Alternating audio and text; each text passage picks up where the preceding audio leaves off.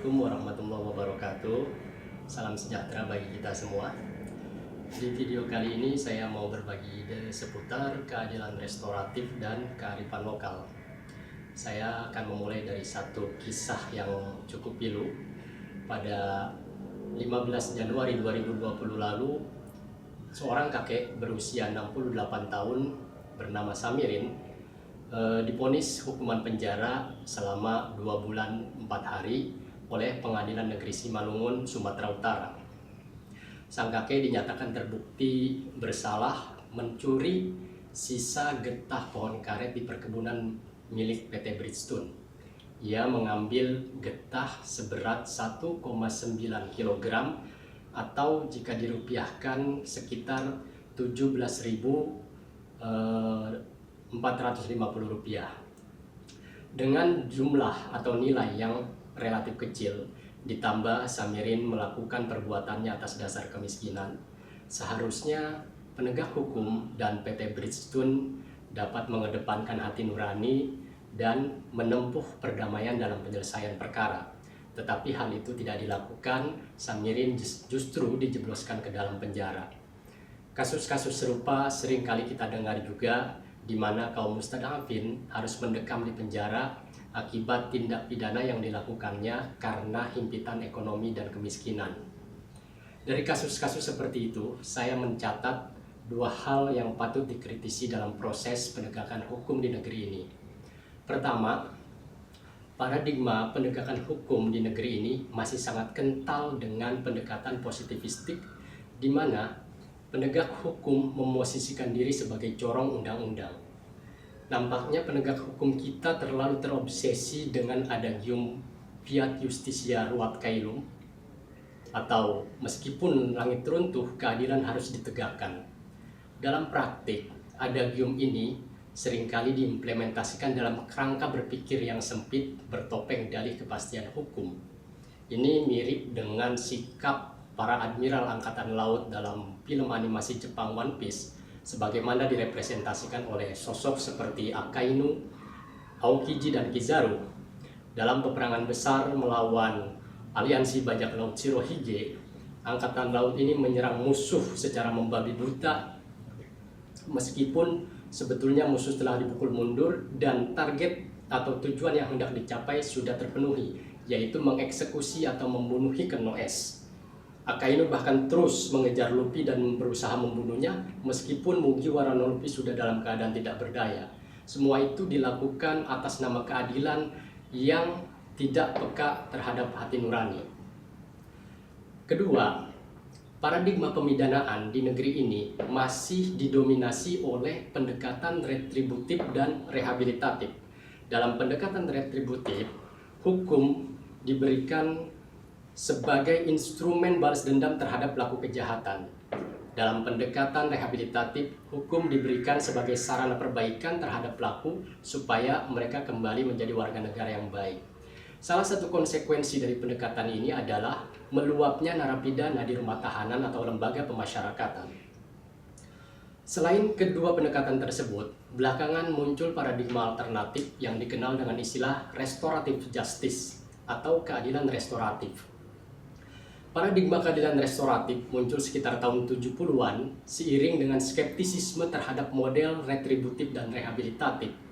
Argumen teoritis yang mendukung penerapan program restoratif sangat luas, diantaranya dampak buruk sistem pidana terhadap pelanggar muda dan ketidakmampuan sistem pidana untuk menangani beban kasus yang terus meningkat.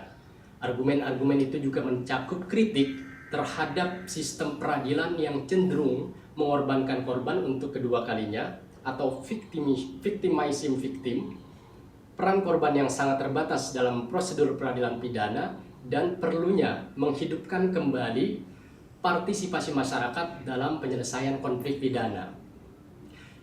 Sederhananya, keadilan restoratif ini merupakan proses penyelesaian perkara secara damai berdasarkan kesepakatan para pihak di luar prosedur peradilan formal.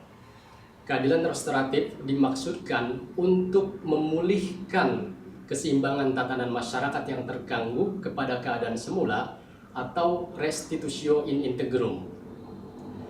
Nah, konsep keadilan restoratif ini pada dasarnya telah diakomodir dalam sistem hukum nasional, terutama dalam Undang-Undang Nomor 11 Tahun 2012 tentang Sistem Peradilan Pidana Anak.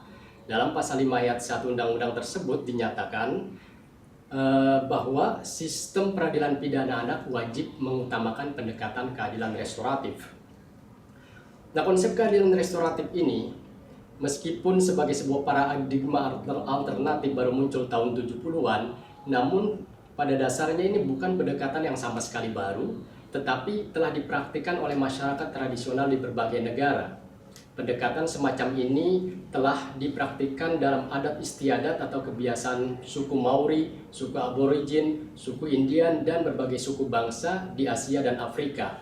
Beberapa peneliti bahkan menyatakan keadilan restoratif memiliki genealogi historis dan pendasaran teologis dalam tradisi perdamaian atau doktrin perdamaian di agama-agama besar seperti Hindu, Buddha, Yahudi, Kristen, dan Islam.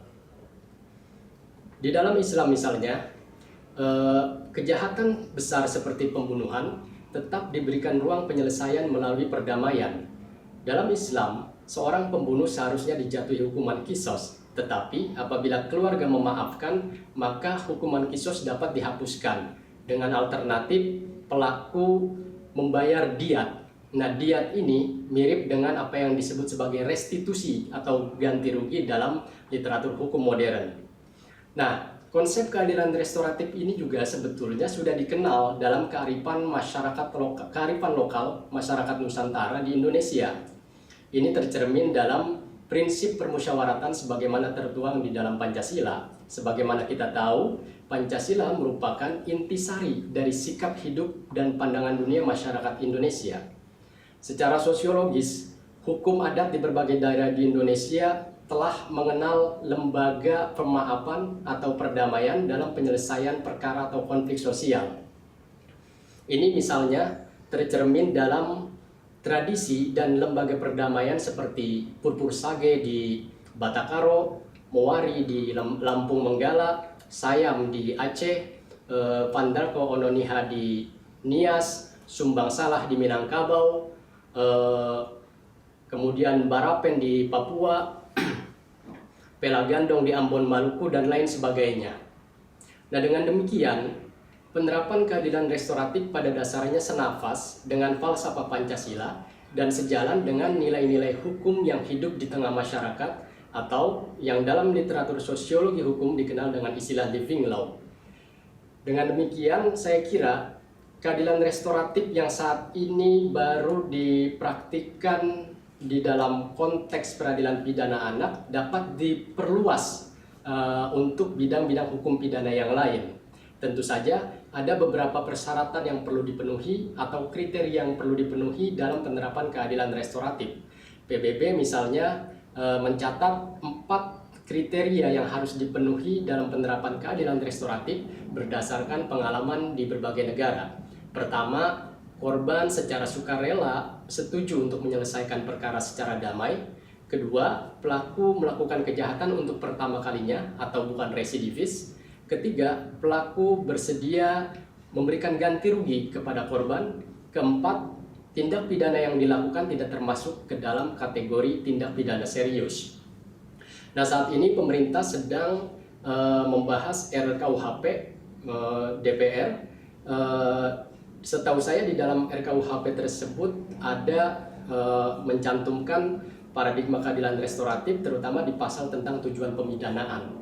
Nah, dengan pertimbangan bahwa keadilan restoratif ini sejalan dengan falsafah Pancasila dan nilai-nilai hukum yang hidup di tengah masyarakat, ada baiknya keadilan restoratif ini di breakdown ke dalam pasal-pasal tertentu tentang jenis-jenis pidana tertentu mana yang dapat diselesaikan secara restoratif, dengan harapan ke depan paradigma keadilan restoratif dapat diimplementasikan secara operasional dalam proses penegakan hukum di Indonesia. Sehingga kita berharap kasus-kasus pilu sebagaimana menimpa Samirin yang telah saya kemukakan tadi tidak lagi terjadi di masa depan. Demikian poin-poin yang dapat saya sampaikan di video kali ini. Terima kasih. Assalamualaikum warahmatullahi wabarakatuh.